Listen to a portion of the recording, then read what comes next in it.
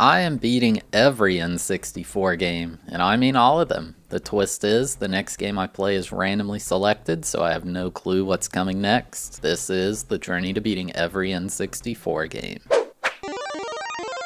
Game number 194, Dual Heroes. Released in 1998, this game was developed by Produce and published by Hudson Soft and Electrobrain in North America. I had absolutely never heard of this one, and apparently it's a fighting game. Hudson Soft is usually a pretty decent sign though, so maybe it'll be good. My main problem is I just suck so much at fighting games. Like, I don't know what it is, but I can't get good at them. I can at least usually find a way to spam something that works against this ancient AI. It's definitely a genre I just didn't play much growing up, and I still don't really play. We'll see how it goes. Let's get into it. I started by going into the metal menu where you can register your name along with a very basic profile icon. Why do all the faces only have one eye? I don't know, that's a really strange thing. The main single player mode in this game is the story, so that's what we'll be doing to beat this game. There's a decent cast of characters. There's Gai, Gun, Hana, Hoe, Juye, Retsu, Kumo, and Zen. Is it just me, or do all these guys kinda just look like Power Rangers? I went with Zen because I thought he looked the coolest. It shows some info about your character scrolling and gives some backstory. Zen was a former general of the Zodgi-era military. All soldiers were created from DNA samples of Zor, except for Zen, who was created from human DNA to prepare for the invasion of Earth. Zen discovers his true backstory and leaves the military. He heads to the Tower of Zodgi-era to confront Zor.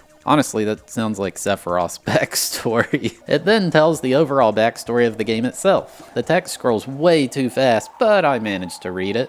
120 years ago, in preparation for the coming doom, mankind began an exodus to the man-made satellites in outer space. But the day of judgment arrived. Even before half the population had escaped to space, the shift in tectonic plates caused the shape of the Pacific Ocean to change and a new continent was created.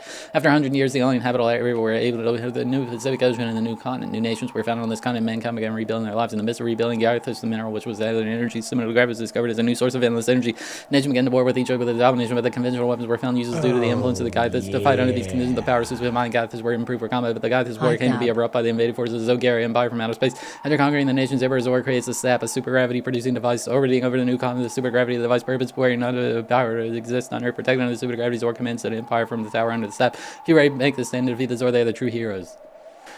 It then shows a brief cutscene of what I presume is the Tower of Zodgi-era with Zen standing at a cliff ready to enter. Now we get into the gameplay. I was up against Hoe for the first fight. Let me tell you, button mashing was not working well at all. Actually, didn't work whatsoever. The controls of this game are about what you'd expect except for one thing. You can't move with the D-pad. The game was actually designed to be used as an analog stick fighter. I mean, it probably made sense at the time, but man, it's wild. Doing those fighting game combos without D-pad or an arcade stick is just nuts. At least for this fight, I found spamming high kicks worked well. I just scraped by in 3 rounds. Match 2 was against Kumo, and man, her legs can kill someone. One thing that really bothered me with this game quickly was just how long it takes to get off the ground. You can't do anything other than just wait out this arbitrary delay for the game to allow you to stand back up. I don't get it. High kicking was still doing work. Hey, if it ain't broke, don't fix it. Turns out this game has ring outs. Who would have guessed? As someone in my chat bravely pointed out, do not fear the man who has practiced 1,000 kicks. Fear the man who has practiced one kick 1,000 times.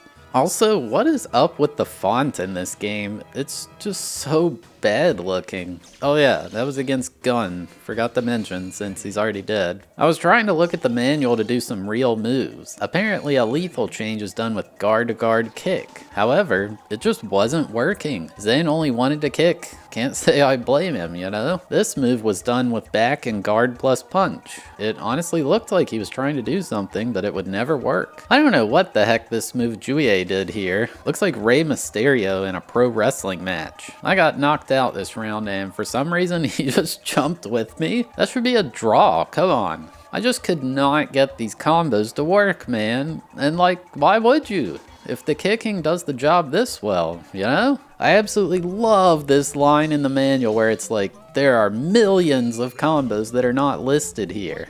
Really?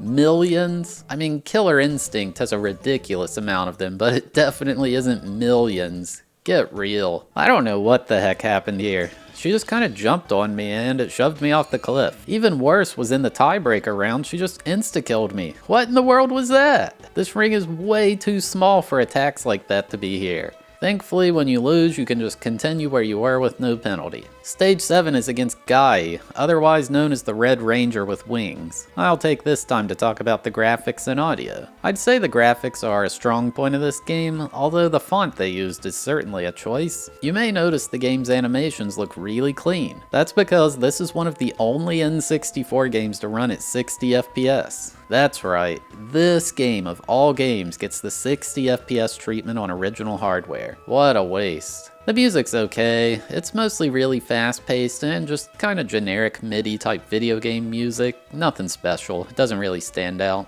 Alright, here we go. Stage 8 is where the special fighters come in. We've got Gyai, who even gets a special little cutscene during the entrance. This guy was absolutely destroying me. If the kick spam quit working, I may have to actually figure out how to play this game.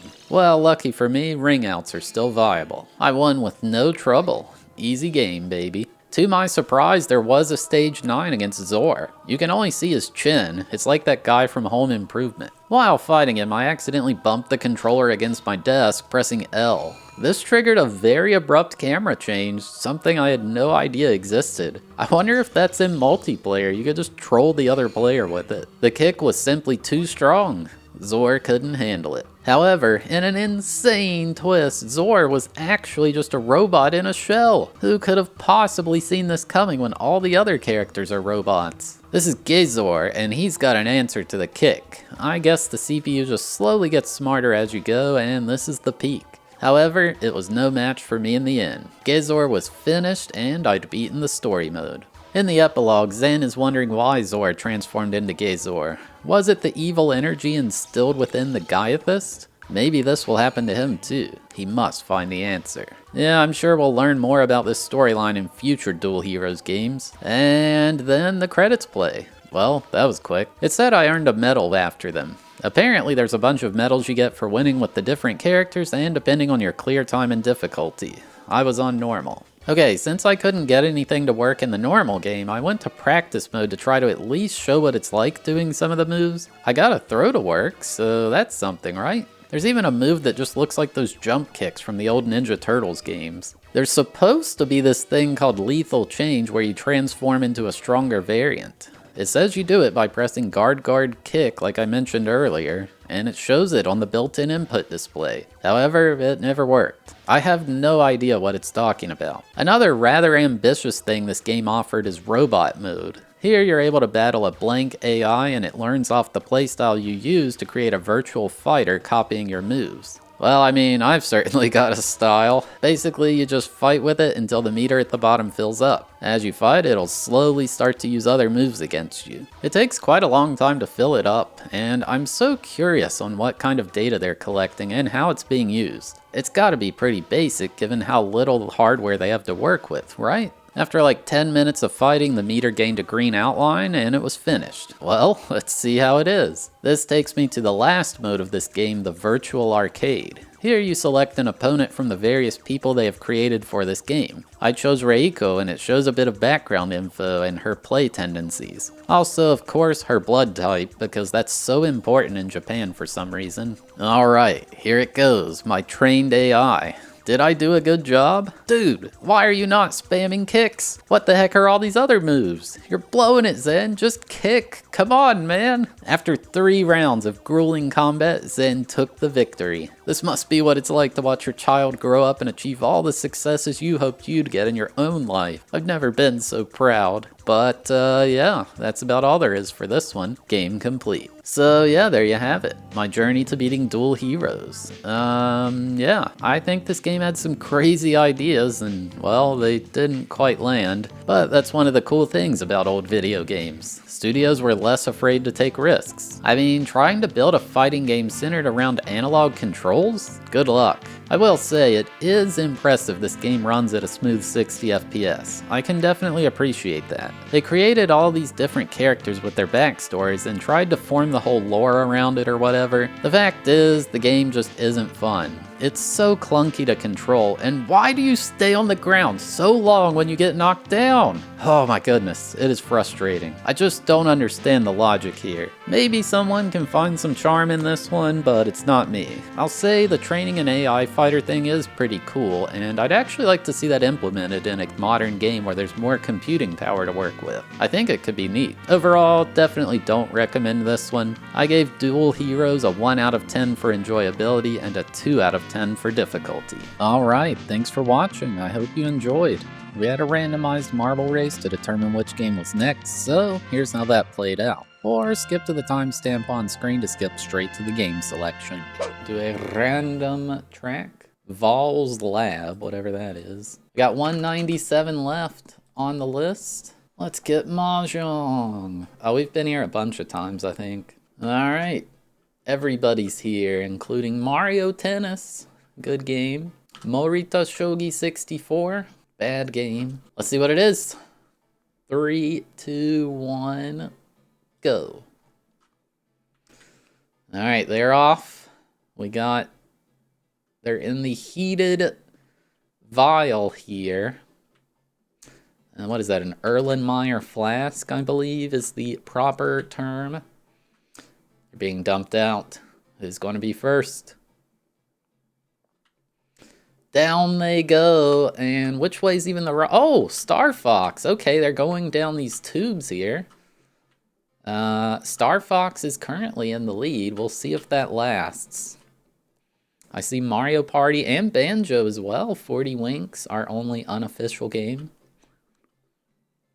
It looks like Cruisin' USA might be in the lead, and Pachinko is down. We're not playing Pachinko, thank God. Resident Evil 2, Smash Bros, Mahjong. Oh my God, a lot of games falling. Gex J-League. Cruisin' USA, no, Mortal Kombat. We still have not drawn Mortal Kombat. And Scooby-Doo, classic Creep Capers. Whatever the heck, probably a platformer. Spider-Man is down. Spider-Man has got Mike Piazza Strike Zone, Mario Party 2 currently in the lead. But we got multiple paths here. And I'm actually not sure which one is the optimal path. On this, so we got Mario Party 2, Mike Piazza Strike Zone. On this, we got Arcana Masters, and somehow this GKO game, it landed on the box. What in the world? There's a bug in the track.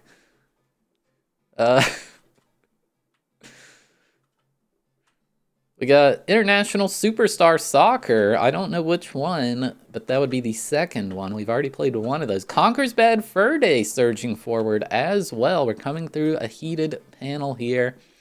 And, oh, there's no walls there. International Superstar does survive. Jeopardy is down, though. This is the end. International Superstar Soccer.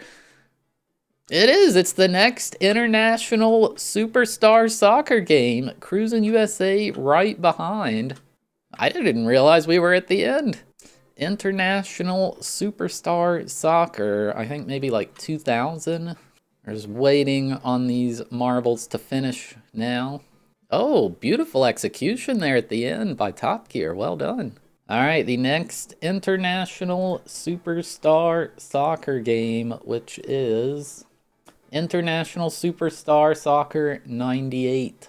It has been decided. But yeah, if you're still here watching, you're awesome. Thank you so much. If you had a good time, consider hitting that like button, or maybe even dropping a subscription. Or hey, maybe even watch another one of these videos that's on screen now.